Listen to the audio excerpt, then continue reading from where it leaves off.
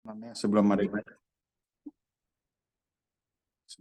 tadi saya agak ini di pas eh, ini halaman yang penilaian resiko ya.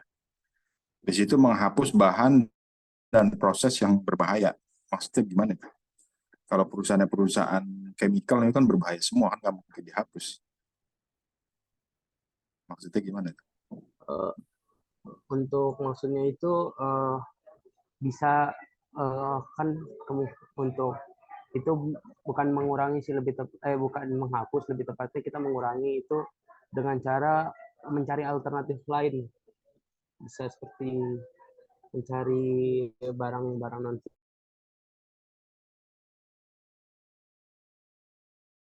Ya, kalau perusahaan memang perusahaan yang membuat barang-barang yang berbahaya kan nggak mungkin dikurangin. Kalau memang dia jualan apa namanya zat-zat yang mengandung B3 ya yang berbahaya itu bukan mengurangi. Jadi yang penting itu adalah bukan mengurangi bahan atau proses-proses di dalam tempat kerja yang berbahaya, bukan mengurangi itu. Kalau misalnya sekarang peleburan biji besi itu kan berbahaya, prosesnya juga berbahaya, kan nggak mungkin dikurangin itu dan nggak mungkin dihilangkan. Jadi yang di dalam K3 itu yang paling substansi, yang paling penting adalah bagaimana mengurangi resikonya, bukan mengurangi bahan-bahannya, bukan mengurangi peralatannya, bukan mengurangi proses-proses yang berbahaya. Proses bahan, ya, terus kemudian juga peralatan di dalam tempat kerja itu banyak yang berbahaya. Apalagi kalau bicara tentang industri, apalagi bicara tentang manufacturing atau pertambangan aja. Itu semuanya itu prosesnya berbahaya. Peralatan juga berbahaya semua. Resikonya tinggi. Tapi bagaimana kita mengelola, manage bahan-bahan, terus kemudian proses-proses sama peralatan yang berbahaya itu supaya tidak potensi melukai orang, bisa membahayakan karyawan, itu yang paling penting gitu. Jadi nanti pada saat kami kerja dimanapun itu pasti ada yang berbahaya. Kecuali di kantor, di kantor pun yang serendah-rendahnya atau seminimal mungkin terjadi kecelakaan kerja, itu tetap resikonya itu ada. Kayak orang sekarang yang kerja di office ya, jadi kantoran itu, yang paling bahaya di mana coba? Yang paling bahaya itu penggunaan komputer terhadap mata. Ya, itu memang sekarang nggak terasa, nanti mungkin belasan tahun, puluhan tahun ke depan baru berasa itu. Ya, gelombang elektromagnetik dari peralatan peralatan peralatan komputer ya, dan juga peralatan-peralatan yang lain itu juga berbahaya. Terus kemudian duduk ya, bangku itu juga kalau kita duduk di tempat yang sama gitu ya, kerja di bagian office sampai bertahun-tahun, berpuluh tahun itu, mungkin nanti pada saat kita sudah usia senior itu baru berasa itu yang namanya sakit pinggang, terus apa namanya masalah dengan struktur tulang, itu juga berbahaya. Jadi bukan berarti kita apa namanya kalau ada proses atau ada peralatan atau material atau bahan baku itu yang buah itu harus dihilangkan, enggak. Jadi bagaimana kita memanage risiko-risiko tersebut. Ya itu jadi masukan nanti yang halaman Bapak di penilaian risiko itu ada kurang pas lah apa namanya kalimatnya gitu. Oke, silakan dari yang lain kalau mau ada yang mau ditanyakan sebelum nanti saya kasih tambahan. Dari kelompok lain silakan. Tapi kelompok berapa? 11, Pak. 11 ya. Setelah ini nggak ada lagi. Kelompok 12 sudah ya kemarin ya. Kelompok 12 mana kelompok 12? Saya, Pak. Iya, silakan tanya. Eh, Sebelumnya terima kasih untuk Raffi atas pemaparan materinya. Saya dari kelompok 12 saya ingin bertanya, kira-kira apa aja langkah-langkah yang dapat diambil oleh Departemen SDM untuk memastikan kepatuhan terhadap standar K3 di tempat kerja? Terima kasih.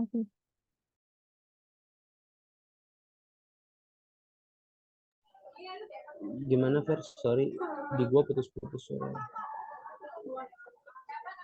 Apa Suara kurang jelas. Ya, iya jawab. Ulangi eh, lagi. apa aja langkah-langkah yang bisa diambil oleh Departemen SDM untuk memastikan kepatuhan terhadap standar K3 di tempat kerja?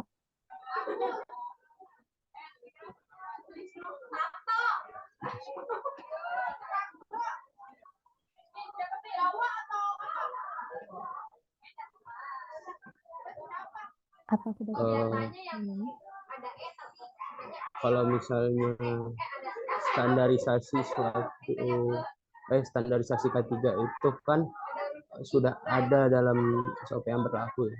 Untuk kalau misalnya apa namanya melakukan tadi, aduh, sorry. Boleh dicek nggak ya saya?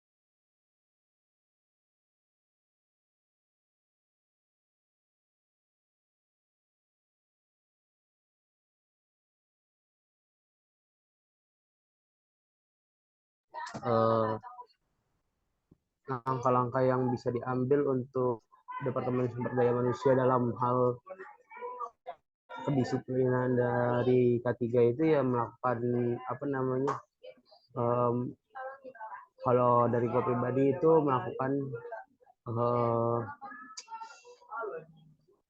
melakukan pemberian surat peringatan untuk bagi setiap orang yang tidak mematuhi standarisasi 3, diberikan surat teguran untuk siapapun yang tidak melakukan standarisasi K3. Karena kan K3 ini sangat penting dalam suatu eh, apa namanya dalam satu pekerjaan. Jadi seperti itu.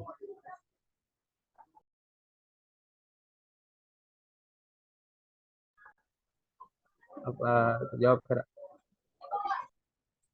Udah jawabannya. Sudah Pak. Saya cuma berpikir seperti itu Pak. Ya, saya coba tambahin ya. Jadi kalau kita belajar tentang human capital atau human resource management ya, itu coba kalian perhatikan ya buku-buku ininya, buku-buku standar atau buku-buku rujukan human resource management. Itu kalau bicara tentang masalah warning letter atau surat peringatan atau hukuman atau sanksi, itu hanya dibahas bagian kecil. Jadi mungkin kalau dari 14 bab gitu ya, mungkin di bagian dari salah satu bab ya, tentang ketentuan ketenagakerjaan. Dan itu pun nggak dibahas secara khusus, itu hanya di subbab atau mungkin hanya di mention di beberapa kalimat gitu. Nah ini jadi mindset kita, ya, jadi mindset kita pada saat kita belajar tentang human resource, ya, tentang human resource atau human capital, pilihan untuk memberikan sanksi, tindakan-tindakan hukum, tindakan-tindakan legal, ya, tindakan-tindakan yang apa namanya berakibat terhadap pemberian sanksi, denda segala macam itu adalah pilihan terakhir.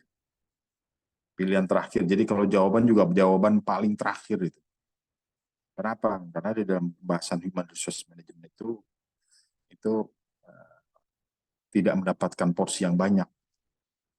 Pada prakteknya memang ada masalah pemberian hukum, pemberian itu pada saat kita bicara tentang undang-undang ketenagakerjaan, tentang tata tertib, tentang peraturan perusahaan gitu. Tapi itu sangat kecil sekali porsinya. Ya, dalam apa namanya membahas tentang masalah pemberian hukuman. Jadi harus diingat kalian ya semua yang nanti suatu saat bekerja itu harus ditanamkan dalam pikiran kalian bahwa pilihan untuk memberikan sanksi terus kita menempuh jalur hukum itu adalah pilihan terakhir sebelum kita melakukan tindakan-tindakan lainnya. Ya, coba kalian buka buku tentang human capital, human resource management. Ya. Itu bagaimana human resource management itu harus memahami tentang emosi, kondisi kejiwaan karyawan, terus kepribadian, mengetahui nilai-nilai, terus bagaimana konsep dan aplikasi dari motivasi gitu ya. Itu artinya apa? Artinya kita melihat seseorang, melihat karyawan itu. Ini jadi sekalian saya kasih ini aja sekali kasihan tambahan ini ya, tambahan materi ya.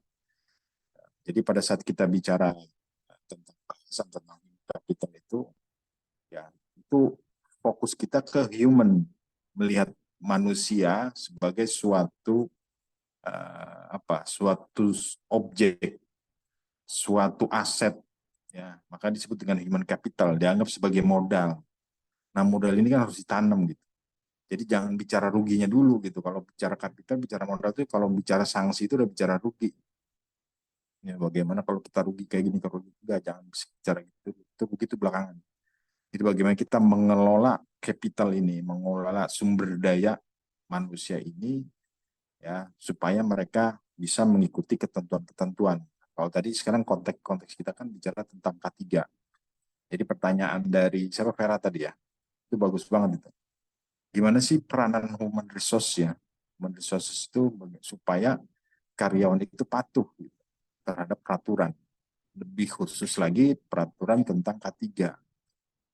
Ini hampir sama gitu. Jadi jawaban-jawaban itu kalau kita jawabnya dalam konteks human resource itu sama. Bagaimana kita mulai membentuk karyawan, mendidik mereka, membimbing mereka, kemudian mengarahkan mereka supaya mereka ikut sesuai dengan ketentuan-ketentuan yang ada di dalam perusahaan.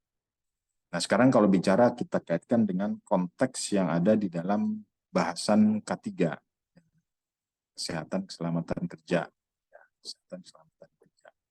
Nah, kalau bicara di sini, berarti kita harus mulai membimbing mereka, harus mulai menyiapkan perangkat-perangkat bagaimana supaya K3 itu berjalan.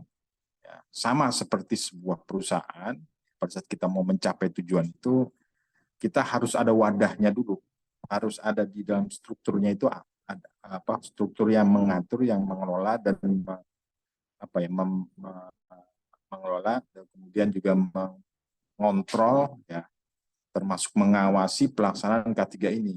Ya, kalau lihat di undang-undang itu, baik tahun 70 itu tentang K3, kemudian undang-undang yang nomor 11 tahun 2000 berapa dari 10 ya, yang berkaitan dengan K3 itu, bahwa setiap perusahaan yang karyawannya lebih dari 10 itu wajib untuk memiliki struktur K3, struktur organisasi K3. Jadi di luar human resource management itu ada yang disebut dengan komite. Biasanya ada beberapa perusahaan disebut dengan komite. Terus ada yang juga disebut dengan satgas, satuan tugas K3, atau yang disebut dengan kelompok K3 ada juga. Jadi namanya beda-beda. Tapi prinsipnya harus ada struktur organisasi yang mengelola K3 tersebut. Nah, berarti kan udah ada wadahnya nih. Tugasnya apa si K3 ini? K3 itu berarti dia harus bisa membuat aturan-aturan, ketentuan-ketentuan K3. Jadi dia si struktur organisasi ini, K3 ini harus membuat prosedur, membuat working instruction, membuat standar, membuat manual yang berkaitan dengan K3. Nah, isinya siapa aja? Isinya orangnya perwakilan dari semua departemen gitu. Semua departemen yang ada di perusahaan tersebut itu masuk dalam struktur K3. Supaya apa? Supaya setiap departemen itu ada perwakilannya dan juga semua aturan-aturan, semua arahan-arahan ya dari manajemen lewat struktur K3 ini bisa tersampaikan ke semua departemen, ke semua karyawan. Jadi emang pertama itu adalah strukturnya, terus kemudian pembentukan atau pembuatan penyusunan prosedur-prosedur yang berkaitan dengan K3. Tujuan untuk apa? Tujuan untuk meminimalisir potensi-potensi yang ada mengandung bahaya. Jadi harus mengarah ke sana cara berpikirnya semua dalam anggota tim tersebut. Nah setelah itu bagaimana? Setelah ada organisasinya, kemudian ada aturannya, kemudian pelaksanaannya. Nah pelaksanaan ini berarti harus ada sosialisasi, ada pelatihan, ada trainingnya. Yang bagus itu adalah pada saat seorang karyawan masuk ke dalam sebuah perusahaan, ya itu dari tim K3 itu memberikan pelatihan pada saat orientation training. Jadi pada saat karyawan baru itu kan biasanya ada training orientation ya. Nah di situ lu harus dikasih bekal atau prinsip-prinsip dasar K3 yang ada di dalam sebuah perusahaan. Kenapa perlu? Karena setiap perusahaan itu beda-beda yang tadi saya bilang. Antara perusahaan office, kantoran dengan perusahaan perdagangan itu beda kondisi K3-nya. Antara perdagangan dengan pertambangan itu beda K3-nya. Bahkan harus ada sertifikasi tertentu gitu untuk pekerjaan-pekerjaan yang berbahaya. Tambangan dengan manufacturing beda. Makanya pada saat awal karyawan masuk dalam sebuah perusahaan itu harus ada pelatihan tentang K3 ya, di dalam orientasi. Itu jadi modul wajib. Jadi modul wajib setiap karyawan yang masuk ke dalam sebuah perusahaan itu harus ada pelatihan tentang K3. Kemudian pada saat ada pelatihan, kemudian sosialisasi juga. Sosialisasi di dalam perusahaan dalam sehari-hari. Jadi ada yang disebut dengan safety talk. Safety talk itu membicarakan tentang kondisi keselamatan, kesehatan karyawan gitu ya. Itu dibiasakan seperti itu. Dia mengarahkan soal tema minggu ini tentang kecelakaan kerja menggunakan mesin A gitu. Nah itu safety talk semua karyawan itu menyampaikan gitu pendapat-pendapatnya tentang itu. Jadi itu akan meningkatkan awareness, meningkatkan kesadaran karyawan tentang perlunya K3. Nah ini kan udah dilakukan ada organisasinya, terus kemudian ada aturannya, terus sudah disosialisasi, kemudian pelaksanaannya harusnya kan nggak ada masalah. Gitu. Tapi yang namanya manusia, ya karyawan itu kadang-kadang ada ya dari situ yang memang nyeleneh gitu, pengennya emang agak aneh-aneh gitu. Senangnya melanggar peraturan gitu. Senangnya melanggar ketentuan-ketentuan yang sudah kita tentukan, sudah sepakati bersama. Itu biasa itu di mana-mana di perusahaan itu. Ada sekitar 3-5% tuh orang kayak gitu ada. Yang mudah-mudahan kalian yang ada di sini nggak ada yang gitu. Malu bawa nama-nama agent dan kerja. Jadi 3% orang yang bikin ribut mulu, bikin masalah terus gitu. Nah itu ada orang yang gitu, ada. Orang-orang yang memang karena nggak mau ikut aturan, ya. Juga senangnya juga berpikirnya kembali gitu ya. Itu juga. Nah, gimana cara itunya? Nah, disitulah mereka itu diberi ini kesadarannya, ya.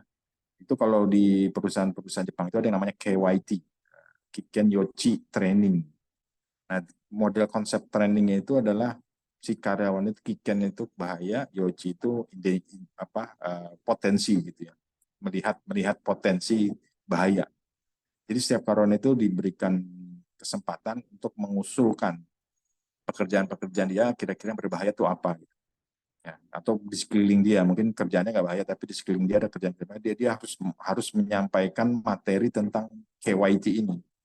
Itu sebulan sekali ditargetkan, setiap orang harus menemukan potensi-potensi bahaya di lingkungan kerjanya masing-masing. Ya, itu jadi mereka juga akan berusaha gitu ya, bagaimana menjaga, karena ditargetin sebulan satu kali harus ada KYT. Dia harus menyampaikan ide-ide kira-kira pekerjaan apa yang berbahaya gitu. Dan solusinya apa. Jadi sekarang itu harus berpikir. Nah, jadi selain tadi training, terus kemudian dari inisiatif pribadi masing-masing karyawan lewat KYT, ada satu lagi yang tidak kalah penting, ya patrol K3.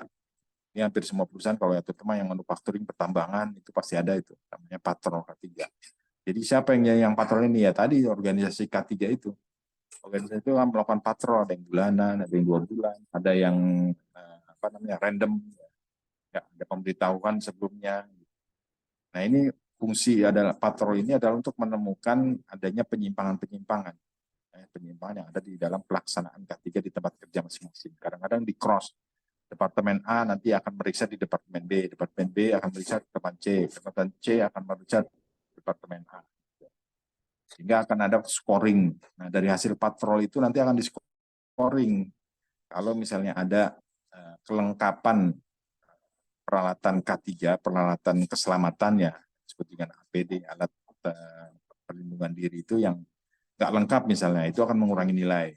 Atau misalnya ada suatu alat yang ditaruh tidak pada tempatnya sehingga bisa membahayakan orang, itu juga akan mengurangi nilai. Atau terjadi insiden dalam periode tersebut, gitu, dalam 1 bulan tersebut, itu akan mengurangi nilai. Nah nilai-nilai hasil patrol ya inilah yang nanti akan diadu, sehingga setiap departemen itu akan berlomba, akan saling saling memperbaiki kondisi K3 di masing-masing departemen. Karena kalau lebih bagus lagi diumumkan entah di majalah dinding atau mungkin di email, departemen A yang paling bagus, departemen C yang paling jelek nilainya K3-nya.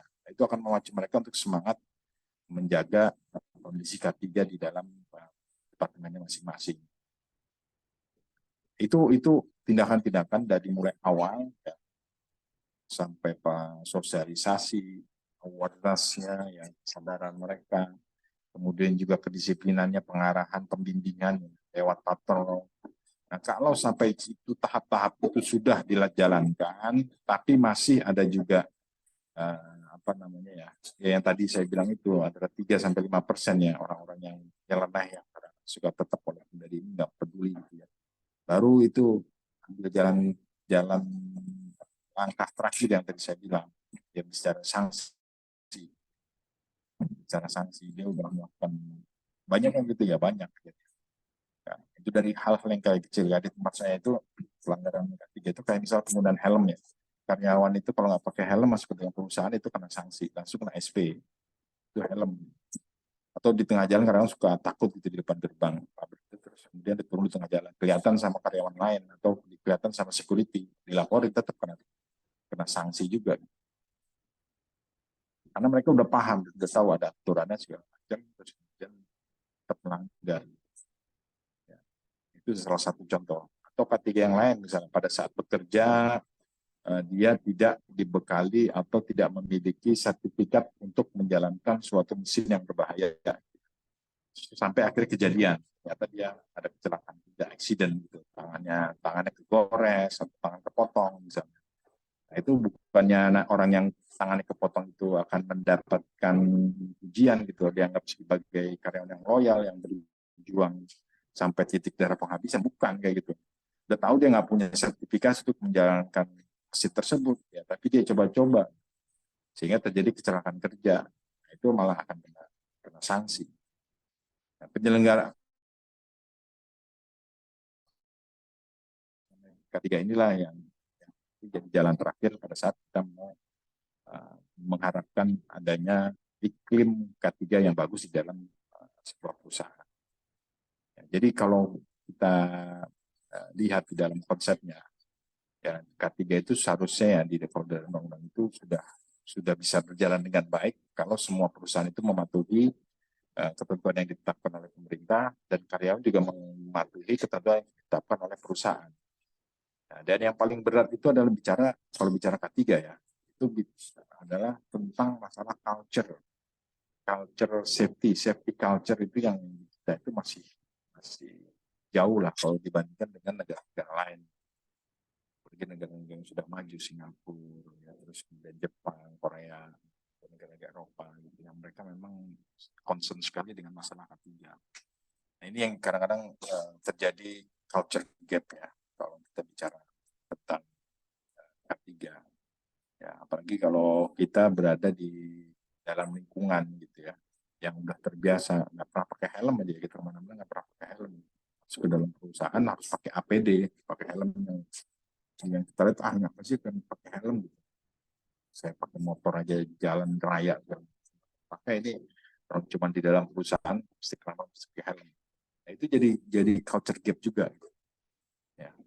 Jadi yang jadi tantangan pelaksanaan K3 itu pertama itu yang masalah di culture-nya. Ya. Terus kemudian bagaimana mengatasi tentang masalah culture ini? Ya. Nah, culture ini kan kalau bicara culture ya itu akan bicara tentang masalah change, ya, bicara tentang change management dan juga bicara tentang culture management. Ya, culture management itu bicara tentang bermacam-macam budaya yang dikumpulkan dalam suatu tempat, ya. Kalau kita bicara organisasi ya dalam sebuah perusahaan, di mana karyawan-karyawan yang ada di situ itu memiliki background yang berbeda-beda, ya, latar belakang pendidikan berbeda-beda, daerahnya berbeda-beda, ya, pendidikan orang tuanya dari orang tuanya juga berbeda-beda, sehingga dikumpulkan di satu tempat. Nah, ini memblendkan mereka, menjadikan satu prinsip yang sama bahwa K3 itu penting, itu jadi tantangan tersendiri. Ya, tantangan itu pertama culture itu. Berarti kan harus dirubah itu. Ya, perilaku, behavior, attitude atau yang berkaitan dengan K3 itu harus dirubah, ya, di dalam sebuah perusahaan. Nah, itu kan jadi harus ada ilmunya sendiri, ya. Ilmu change management, merubah perilaku K3 itu. Nah, yang mungkin kita sebelum masuk ke dalam perusahaan itu santai, nggak terlalu peduli dengan masalah K3. Pada saat masuk ke perusahaan dipaksa. Nah, itu kan berarti harus dibentuk. Gimana cara membentuknya change management itu masuk dalam pembahasan tentang change management. Ya. Terus kemudian juga selain change management yang yang tidak kalah penting lagi adalah culture management. Ya, culture orang beda-beda. Nggak bisa yang namanya orang Indonesia gitu ya dibentak-bentak gitu, kamu K3 ini harus dijalankan, terus dipakai segala macam, diomelin segala macam, kita malah tunggu bentrok gitu. Ya, itu juga perlu teknik sendiri gitu, manage culture. Ya, pengalaman itu biasanya culture itu bisa berubah, bisa cair, ya, bisa kemudian mengikuti culture yang ada dalam organisasi tersebut itu paling cepat itu 6 bulan. Jadi kalau udah karyawan baru ya, dengan background bermacam-macam terus masuk ke dalam sebuah perusahaan, organisasi, mereka itu baru bisa merubah diri mereka, kemudian mereka bisa menerima, udah legowo ya, udah menerima dengan pasrah lah istilah dengan culture yang ada di dalam perusahaan tersebut, atau bisa mengikuti aturan-aturan kerja yang ada itu biasanya setelah 6 bulan. Makanya kebanyakan karyawan-karyawan yang sering terjadi accident itu karyawan yang di bawah 6 bulan masa kerjanya. Itu saya perhatikan gitu, saya observasi di tempat saya kerja itu rata-rata begitu. Karyawan yang nggak ada accident sekitarnya udah berapa lama kerja? Oh, ada 3 bulan, ada yang 6 bulan. Tapi kalau udah 6 bulan ke atas itu udah hampir setahun atau 2 tahun mereka sudah paham. Sudah mengerti substansinya K3 itu apa, pentingnya buat mereka, buat karyawan gitu, pentingnya buat perusahaan juga. Karena kalau dengan adanya K3 itu kalau nggak nggak berpengaruh terhadap kelompok kerja nggak masalah. Cuman karena kan itu kan kalau di dalam pabrik itu ada 7 orang kerja, terus mereka mengerjakan suatu proses yang bersamaan.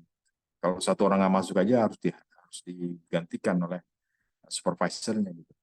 Nah, itu jadi masalah kan pada saat ada kecelakaan kerja, akhirnya di stop, terus akhirnya nggak bisa bekerja, mungkin dalam waktu sebulan, 2 bulan gitu, karena kecelakaan kerja, itu berpengaruh gitu. Akhirnya supervisor nggak bisa kerja karena menggantikan orang yang sedang mengalami kecelakaan kerja. Ini itunya lumayan, efeknya. Orang yang kecelakaan kerja gitu kan nggak bisa nggak boleh dipotong gajinya. Karena dia masih dalam kondisi kerja gitu. Sehingga akhirnya menimbulkan kerugian untuk perusahaan. Orang yang nggak masuk, nggak kerja, tidak produktif, tidak menghasilkan apa, tapi dibayarnya gaji full. Nah, ini juga jadi concern-nya pemerintah. Makanya di dalam aturan-aturan yang berkaitan dengan K3 itu ada kewajiban bagi perusahaan ya untuk membuat atau menyusun struktur organisasi, terus aturan-aturannya juga harus aturan yang dibuat di dalam perusahaan itu juga harus ada dan mencantumkan pasal-pasal ya, dari undang-undang keselamatan kerja. Terus selain itu apa tugas pemerintah untuk memastikan ya supaya K3 tetap berjalan baik? Tugas pemerintah itu selain memerintahkan perusahaan untuk menjaga adanya struktur organisasi dan penerapan prinsip-prinsip ketiga, mereka juga akan melakukan pengawasan, pembinaan dan pengawasan. Ya, jadi mereka ada tugas melakukan pembinaan dan pengawasan. Apa aja yang dibina, apa yang diawasin gitu. Ya, semua proses dari mulai prosesnya, kemudian peralatannya, ya, terus kemudian juga kondisi-kondisi lingkungan kerja, ya, itu harus ada uji riksanya. Uji riksa itu melakukan pemeriksaan. Bagaimana cara memeriksanya? Ya, setiap 6 bulan sekali itu nanti perusahaan itu diwajibkan untuk melakukan uji riksa terhadap lingkungan kerja. Ya, dari mulai kebisingan. Jadi ada kebisingan yang memang maksimal, ya, berapa desibel gitu ya, yang diperbolehkan.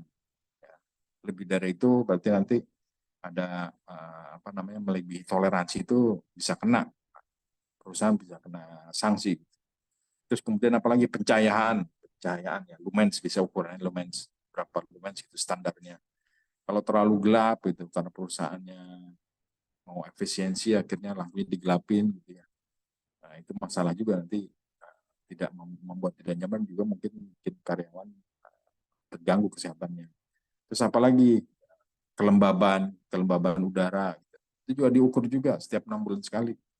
Kemudian suhu, ya, terus jumlah partikel di dalam sebuah ruangan, itu wajib nggak wajib itu. Dan perusahaan harus memanggil lembaga independen yang mengukur kondisi tempat kerja tersebut. Itu baru kita bicara kondisi tempat kerja. Dan itu harus dilaporkan ke Dinas Tenaga Kerja, ke Kementerian Tenaga Kerja. Wajib. Terus apalagi, kalau tadi bicara lingkungan kerja, terus tempat kerjanya atau peralatan kerjanya, itu juga harus dicek juga. Jadi kalau di dalam sebuah perusahaan itu, pertambangan sama manufakturing itu, peralatan-peralatan yang ada di sana itu harus diuji. Kayak misalnya yang harus di pabrik atau di pertambangan, yang gampang aja di mall gitu ya, itu ada yang namanya uji riksa terhadap lift, ya. Lift itu lift yang buat transportasi ke atas ke bawah lagi, sama elevator ya, eskalator itu ada uji riksanya. Jadi ada kekuatan kabelnya harus diukur, terus pada saat ada rantai pengoliannya, terus kekuatan tali slingnya ya, untuk lift itu ya, elevator itu diukur 6 bulan sekali. Ada alat ukurnya gitu, mengukur kekuatan. Jadi kalau sampai ada lift yang sampai jatuh ya, talinya putus, itu berarti dia itu udah nggak mengikuti ketentuan ketenaga kerjaan, itu masuk ke ranah pidana, itu bisa kena pidana. Orang jadi nanti kalian kerja di HR atau General Affairs itu selalu bicara tentang barang siapa. Paham nggak barang siapa? Maksudnya barang siapa? Kalau nanti kerja di HR atau di General Affairs itu, kalian akan berhubung dengan barang siapa. Barang siapa itu pasal-pasal di dalam undang-undang pidana. Jadi barang siapa lalai melakukan pengontrolan terhadap peralatan kerja, maka akan dipidana sekian tahun. Makanya orang HR itu kadang gajinya suka mahal itu karena gitu, karena berurusan dengan barang siapa. Jadi kalau ada kecelakaan gitu ya, itu nanti akan tanggung jawab. Siapa yang tanggung jawab di situ? Bagian General Affairs, General Affairs nanti akan bertanggung jawab. Kenapa nggak diperiksa gitu? Padahal pemerintah sudah mewajibkan itu. Ya. Terus kemudian apalagi contohnya forklift ya, forklift kendaraan yang buat ngangkut-ngangkut itu di gudang-gudang itu juga harus dites juga kekuatan garpunya, dia bisa patah apa enggak, berapa ton maksimal, dia ngangkut berapa. Itu juga salah satu obligation, salah satu kewajiban untuk melakukan pengecekan itu. Berapa bulan sekali? 6 bulan satu kali. Terus apalagi mesin kren untuk ngangkat itu ya, mesin kren, ada yang mesin kren bergerak, ada yang mesin kren bisa di tempat, gitu, ada pergerakan. Itu juga harus diukur juga keselamatannya, gitu. Kekuatan dari peralatan tersebut. Jadi udah tadi ya, tadi tempatnya, tempat kerjanya, terus kemudian peralatannya, terus orangnya. Orangnya juga harus dipastikan bahwa orang yang mengerjakan pekerjaan berbahaya tadi itu memiliki sertifikasi gitu. Jadi bukan sembarangan orang udah pengalaman terus dia boleh mengerjakan sesuatu pekerjaan yang berbahaya, nggak boleh. Dia harus punya sertifikasi khusus. Dan sertifikasi itu nggak bisa dikeluarkan oleh perusahaan, itu harus ada lembaga khusus. Ya sekarang itu kayak misalnya yang ahli tentang listrik gitu ya. Itu nggak boleh orang sembarangan walaupun dia lulusan teknik elektro dari ITB sekalipun, dari UI misalnya, terus dia baru lulus, terus kemudian dia nggak punya sertifikasi listrik, kemudian dia melakukan pekerjaan-pekerjaan yang handle listrik, tiba-tiba kesetrum, masalah itu perusahaan. Karena pekerjaan orang yang tidak memiliki sertifikasi, walaupun dia bilang pintar nih lulusan UI ini IP-nya 3,98 misalnya, tetap nggak bisa. Karena yang diwajibkan oleh pemerintah itu adalah orang yang sudah memiliki sertifikasi K3 listrik ya. Jadi ada yang sertifikat itu ada yang K3 listrik, ada K3 kimia, ada K3 elektromagnetik, ada K3 nuklir, ya, ada K3 macam-macam K3 itu. Dan itu wajib, dan itu juga harus dilaporkan ke kementerian. Nah ini jadi salah satu alat ya bagi pemerintah untuk mengontrol masalah keselamatan kerja, memastikan bahwa perusahaan itu menjalankan aturan-aturan dan juga mengontrol semua karyawan-karyawannya, terutama yang berkaitan dengan pekerjaan-pekerjaan yang berbahaya.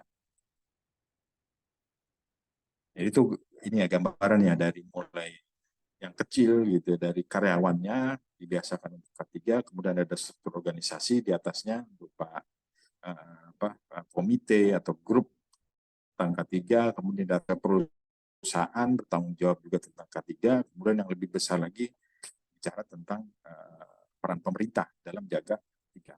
Ini sudah terstruktur dengan rapi gitu ya, di dalam, terutama di negara kita gitu. Sudah mulai ada penertiban. Kalau dulu mungkin masih belum ya, sekarang sih sudah agak ketat gitu. Terutama masalah sertifikasi ya. Jadi sertifikasi kalau kalian, ini bukan cuma di K3 aja, sertifikasi terutama BNSP itu kalian sangat penting, pada saat itu akan jadi modal kalian. Jadi sekarang bukan bicara tentang saya lulusan UNJ bisnis digital gitu, tapi sertifikasi yang kamu punya apa, kamu bisa apa. Itu jadi sangat penting. Saya kalau misalnya merekrut karyawan itu selalu saya minta itu bukan transkrip atau ijazahnya, kamu udah bisa apa, kamu pernah ikut sertifikasi apa. Nggak bisa cuma ngandelin ijazah itu, udah nggak bisa lagi zaman sekarang. Perusahaan-perusahaan ternyata semua begitu. Ya kalau ijazah itu kan hanya mencerminkan knowledge ya, knowledge kalian, pengetahuan kalian. Kalian bisa jawab soal segala macam itu knowledge kalian. Tapi apakah kalian bisa mengerjakan itu beda lagi. Itu bicara tentang keterampilan. Keterampilan itu ditunjukkan dengan kompetensi untuk menunjukkan keterampilan kalian. Dari mana intinya? Dari uji kompetensi itu, dari sertifikasi yang kalian dapatkan. Yang paling tinggi kalau di Indonesia itu ya sertifikasi BNSP itu yang adalah lambang Garudanya. Ya, itu penting gitu. Kalau bicara tentang masalah network gitu ya, network CCNA punya sertifikasi, kalau di jasa saya udah belajar ini mata kuliah network, tapi apakah bisa nggak? Ya lihat dari sertifikasi punya nggak, sertifikasi sebagai seorang networker gitu ya, bisa merancang network gitu ya, itu kan harus tunjukkan, harus, karena dia prakteknya seperti apa. Sama di K3 juga gitu, penting sertifikasi orang-orang yang terlibat, yang terjun langsung di dalam pelaksanaan pekerjaan yang memiliki potensi-potensi bahaya itu harus punya sertifikasi, dan itu dikontrol oleh pemerintah. Ya sekarang memang belum terlalu ketat ya, tapi untuk beberapa bidang pekerjaannya, terutama yang ada resiko bahayanya, itu jadi suatu mandatori ya, menjadi suatu kewajiban bagi perusahaan. Kalau sampai nggak ada terjadi apa-apa itu, ujungnya tadi saya bilang barang siapa tidak jamin terjadi keselamatan kerja atau mempekerjakan orang tanpa sertifikasi, itu bisa kena pidana. Tujuannya apa sih sebenarnya kalau kita K3 itu, bicara K3 itu untuk melindungi tenaga kerja, melindungi karyawan. Memang jelimet dan agak susah. Kenapa sih sampai urusan negara juga ngurusin sampai hal itu? Karena memang komitmen negara atau perusahaan ya, supaya karyawan itu nyaman bekerja, ya, merasa terlindungi. Ya, terus setiap kita mau mengerjakan sesuatu itu pasti ada peralatan-peralatan yang memang sudah teruji ya, secara standarisasi keselamatan dan kesehatan.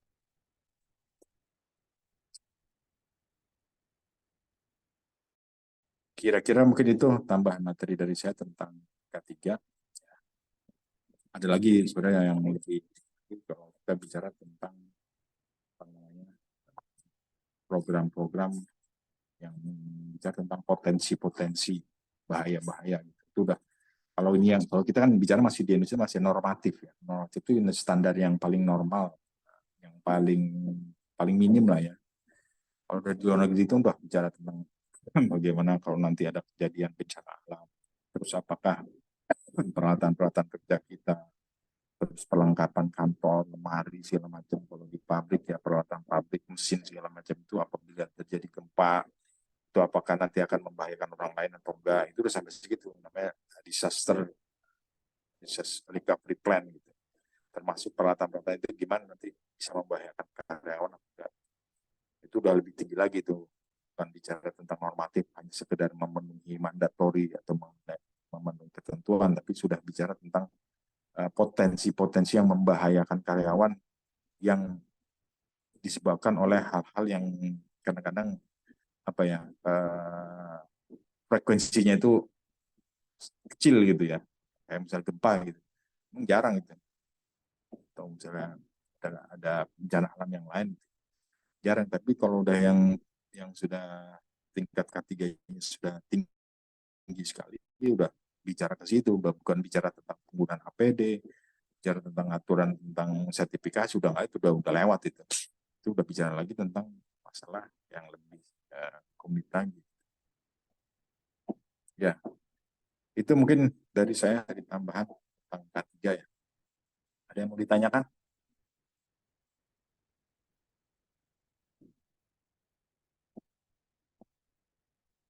Ada? Pak, saya izin bertanya terkait K3 ini, Pak. Ya. Kan di K3 ini biasanya digunakan untuk mengurangi atau menyelamatkan karyawan dari resiko kecelakaan kerja ya. Iya, betul. Jadi pertanyaan, bagaimana jika terjadi kecelakaan kerja pada saat bekerja kemudian kecelakaan ini menimbulkan korban jiwa? Terus apa saja langkah-langkah dari manajemen atau stakeholder terkait yang berkaitan dengan K3 agar sebuah kecelakaan tersebut tidak terjadi lagi? Apakah melihat dari faktor perlengkapannya atau mungkin dari kondisi saat bekerjanya itu bagaimana, Pak? Ya. Baik, ya, pertanyaan bagus ya. Zaki ya, Zaki Arif. Jadi gini, apa namanya, pada saat perusahaan mencanangkan K3, itu mungkin hampir di semua perusahaan ya, terutama di pabrik itu, mencanangkan program atau objektif atau target sebuah perusahaan itu pasti ada target yang secara strategis ya, kalau bicara manajemen strategis. Itu ada target strategis yang biasanya itu dicanangkan itu zero accident. Zero accident itu berarti tidak boleh ada toleransi terhadap terjadinya accident di dalam perusahaan tersebut. Ada yang mengukurnya zero accident selama sekian hari gitu, ada zero accident sampai 500 hari, zero accident sampai 1000 hari gitu, ada yang sampai gitu, ada yang per tahun zero accident selama setahun ini nggak boleh ada accident segala macam. Itu bukan cuma di perusahaan-perusahaan nasional, bahkan multinasional sekalipun itu zero accident. Kayak di saya kan satu grup ya, perusahaan di seluruh dunia itu ada grup, saya kerja di JST. Nah, itu di JST sendiri, di JST Group itu ada yang namanya zero accident terhadap seluruh karyawan JST di seluruh dunia. Itu mereka concern di situ. Jadi kalau misalnya ada satu aja kejadian accident di satu negara, itu di satu perusahaan JST di negara manapun, itu target perusahaan secara grup total itu dianggap gagal. Itu ininya, jadi apa sih namanya, jadi penyemangat buat semua orang, termasuk perusahaan-perusahaan cabang di negara itu, untuk jangan sampai bikin malu lah, gitu ya istilahnya. Jangan sampai tercoreng dari JST Indonesia, jangan sampai kita ada kecelakaan kerja itu sehingga nanti kita jadi penyebab sehingga target grup target grup perusahaan itu nggak tercapai gara-gara kita. Nah, makanya mereka jaga sekali gitu, jangan sampai ada terjadi accident. Nah, sekarang gimana supaya apa namanya, tidak sampai terjadi accident tersebut? Itu harus ada pemetaan. Jadi di dalam prosedur atau WI, Walking Instruction itu ada poin khusus. Ada poin khusus yang menyebutkan tentang potensial accident. Ya. Jadi setiap prosedur kan setiap megang mesin ini potensial apa? Accident itu di mana?